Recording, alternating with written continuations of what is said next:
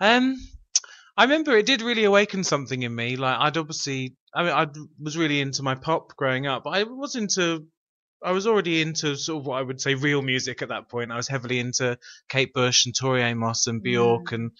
and a lot of contemporary stuff. But yeah, there was something when I heard Grace Slick's voice for the first time. It was actually my backing singer, M Bob, who introduced me to Jefferson Airplane because I think it was her boyfriend at the time had a CD of greatest hits and it was just on in the background and I was just like, who the hell is this woman and that voice?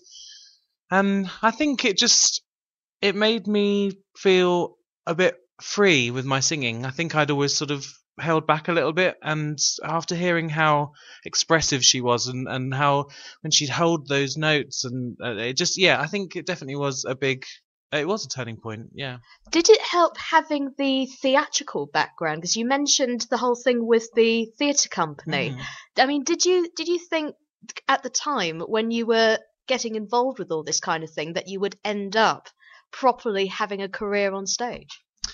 I think it must have done. I've never really given it much thought, but having been exposed to the theatre and creativity from the word go, really, I think it must have had some input. I mean, I think I remember saying to my mum when I was really young that I really wanted to be an actor, and that was my dream, really. But that just sort of subsided once music took its hold, really. But I always knew that I was definitely going to do something creative. It just there was no other question, really. There's never been a plan B. Fantastic. Now I'm just going to get back to the whole thing with the journey itself. Take us through step by step. So obviously you mentioned people such as Kate Bush, Tori Amos, who will be playing a bit later on in the show. Right. And now there's an interesting thing when you go in and you do a completely different career in terms of study. I mean, law. I mean, why law? I mean, that's quite a strange thing to choose for such a creative person. Really, it's ridiculous. I mean, anyone who knows me would find that hilarious that I attempted to study law because that's just not me at all. Really, the only reason was I really wanted to do photography, but Mm. you had to get a certain amount of GCSEs in order to do um, the courses that I wanted to do, and I failed all my high school grades because I wasn't interested in school at all. So I was quite limited in what I could choose to do at Mhm. college. So law was just one of the options that was available to me. So I just took it because I thought, oh, that'll do. And I think I only turned up to about 3 or 4 classes. It wasn't for me at all. So literally a rebel right from the very beginning. Yeah, well, I mean, it's absolutely absurd.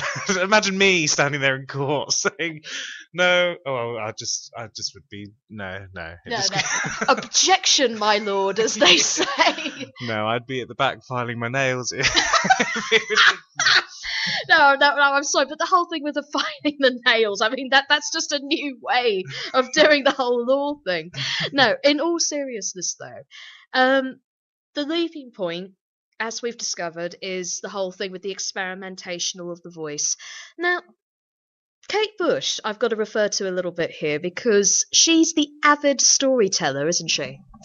Oh, she certainly is. Yeah, I mean, in my early when I first started writing music, I was listening to a lot of Kate Bush, and I did love how she would just take on so many different stories. Like a lot of people you listen to their lyrics and you just presume it's about the writer that's what they're singing about. But with Kate Bush, you never know. It's often take it. You'll read some interviews of her and she'll say, "Well, this song is actually about a news article that I remember hearing when I was a kid," and Mm. I really liked that approach of not just writing about your own experiences. I thought it was really interesting to write about books that you've read or stories that you've heard, or from the viewpoint of an imaginary character. So that's definitely something I've kept with me, and I still use to this day. I write. Yeah, I was going to say, because a lot of your work is very much about the storytelling, sometimes verging on the theatrics.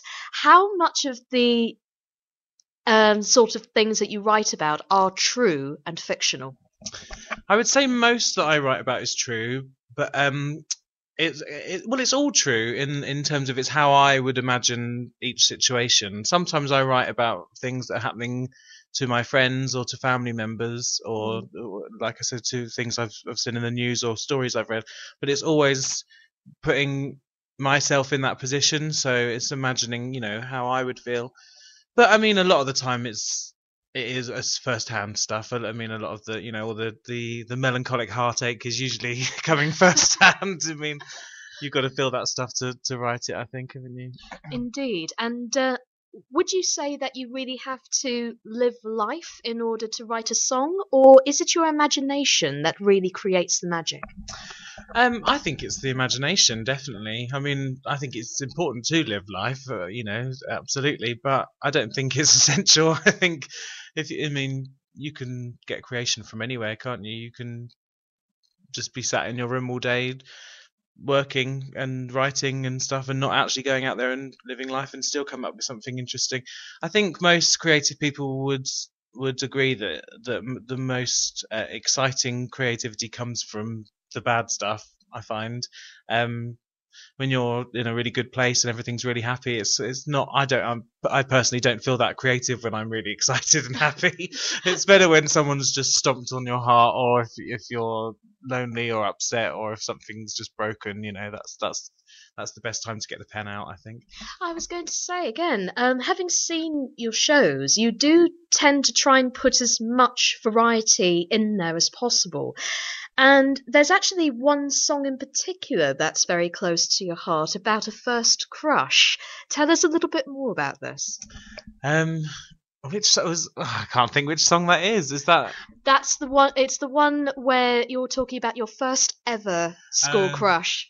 Yeah. Okay. Yeah, that was a new song that I wrote a few months ago called "The Letter."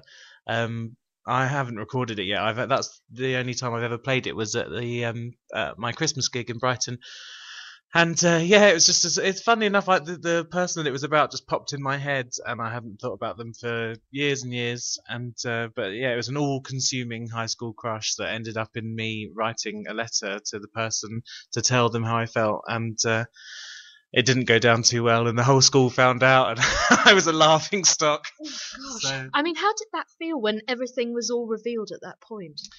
It actually felt, although it was really horrible that it ended so badly, it actually felt kind of good to move it on, because the whole thing made me feel really depressed. And I actually think, in hindsight, that I wasn't really depressed about the crush. I was just a teenager that was going through all those things that teenagers go through, coming to terms with who I am, and etc.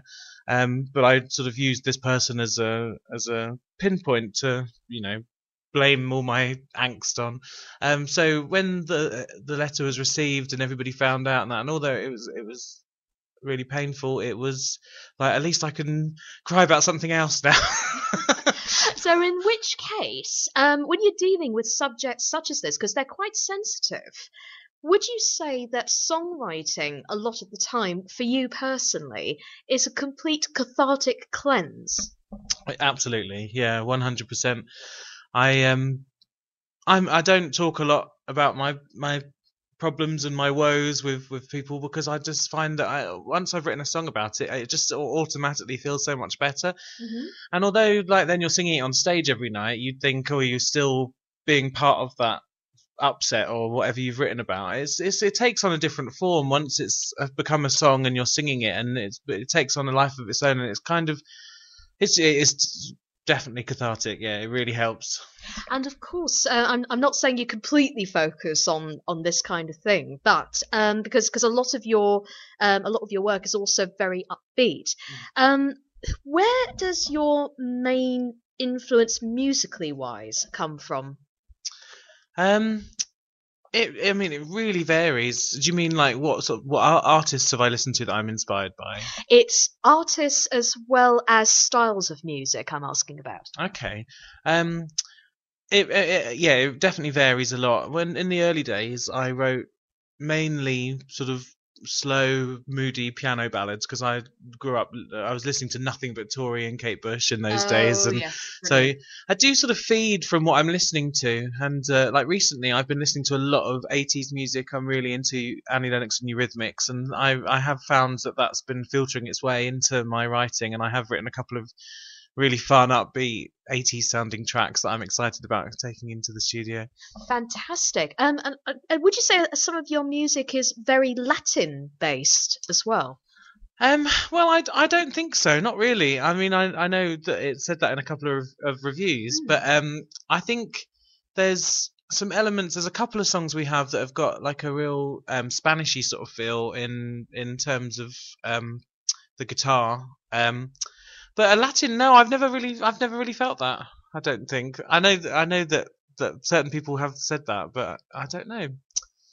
Okay.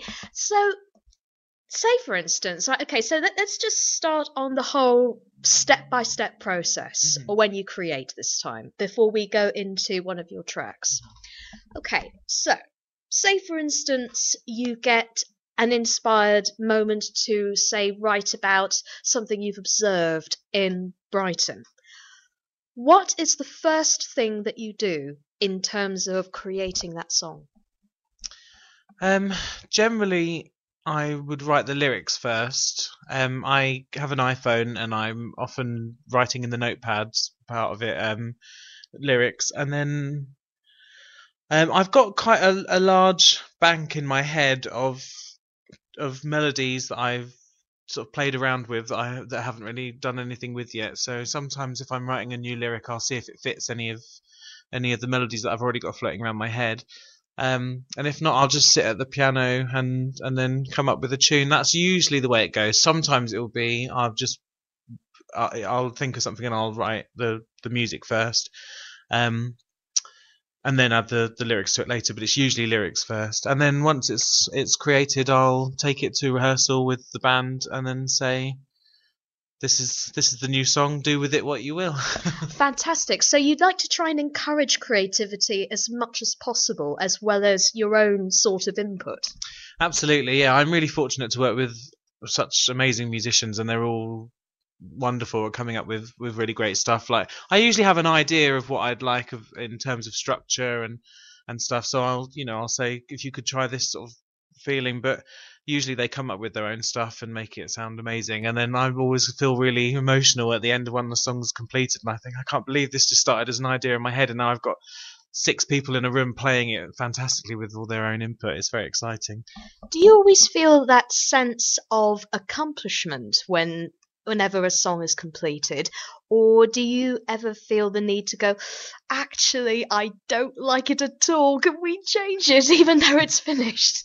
Yeah, there's been times where I've thought, oh no, I don't like this. There was one song we do, a song of mine called Shoulder, and we changed it because we just wanted to try something different, so we did it in a waltz style, which was quite different for us, and we rehearsed it and rehearsed it and rehearsed it over and over and over because we wanted to get it right for this gig we had coming up.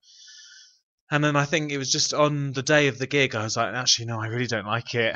And everyone's like, but we've worked so hard to make it sound good. And it did sound good, it just didn't feel right. So no, that wasn't right. But usually, yeah, I do feel a real sense of accomplishment. It's like, planting a seed and watching it grow. It's very exciting.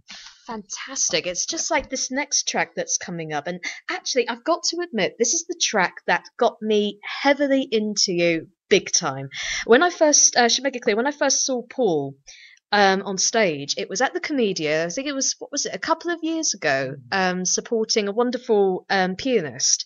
And this particular track grabbed me at the time because I was actually playing the role of the title track, and yeah, and in fact, the track I'm going to be playing shortly is a track called "Medusa Has Gone," and now. Tell us a little bit about the background to this track, because it really is quite an energizing song. Well, this song I wrote several years ago now. I used to play this song with my brother in our old band, and it's a song that's very much just about letting go of past demons and just the renewal of oneself, just about cleansing and accepting yourself. And the title came from, I was walking down Portland Road and there's a hairdresser's called Medusa, and seriously, there is a hairdresser's called Medusa? Yeah, I think it's a hairdresser's. Well, yeah, I'm sure it's a hairdresser's. Free plug for Medusa hairdressers on Portland Road there. And that's where the title came from and where the chorus part came from, because obviously Medusa was this